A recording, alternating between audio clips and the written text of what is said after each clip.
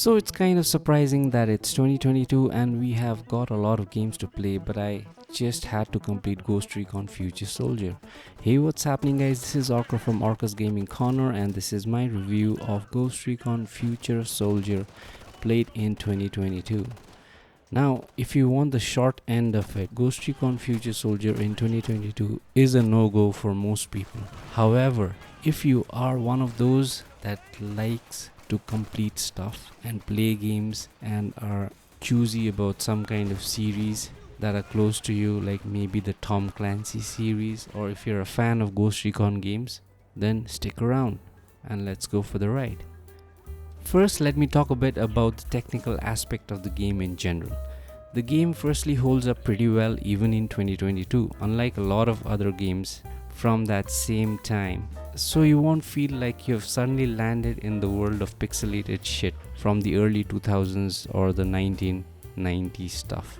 I personally feel that the game still looks amazing, and in comparison to games like Skyrim, especially considering the fact that Bethesda have done multiple relaunch of that game, it looks way better.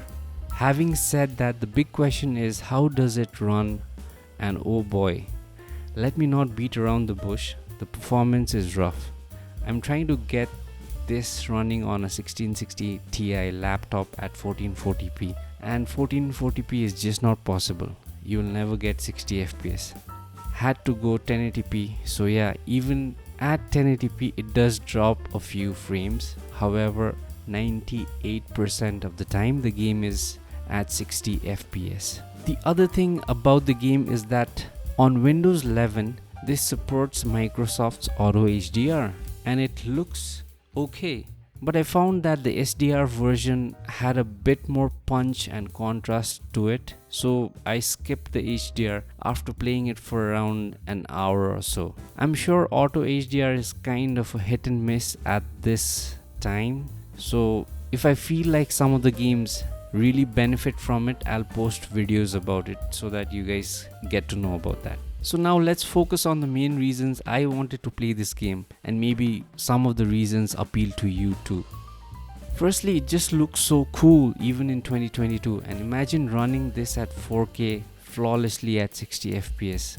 It would be crazy.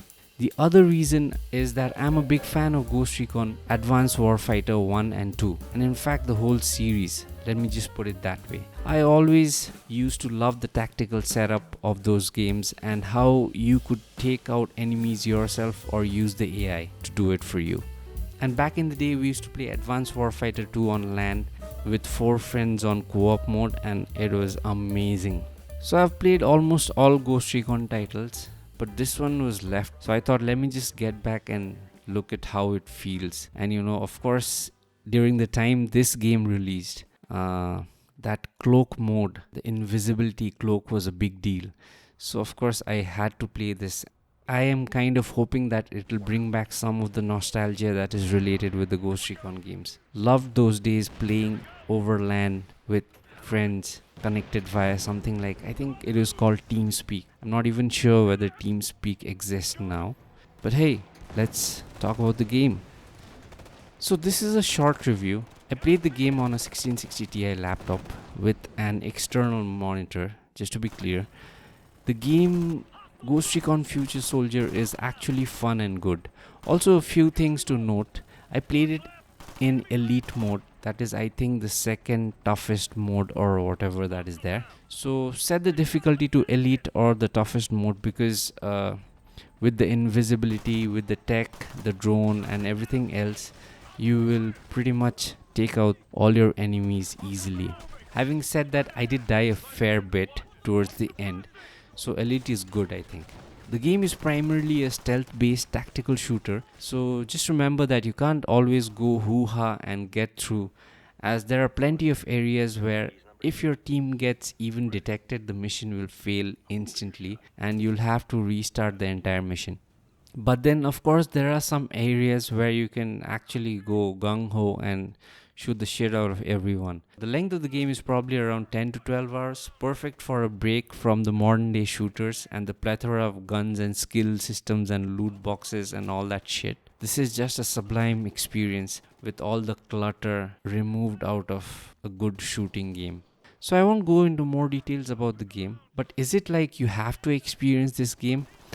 No, probably not. But if you are a fan of the series and have played most of the games in the Ghost Recon series, then probably yes, you should try it out. It still looks amazing and plays pretty well if you have a decent system in 2022. It's cheap as hell and plays fine. And in fact, it's better than most shooters and it looks pretty badass. This is the one thing that I can say. So with that, we come to the end of this video. Like, share and subscribe to my channel Orka's Gaming Corner, and I'll see you in the next video.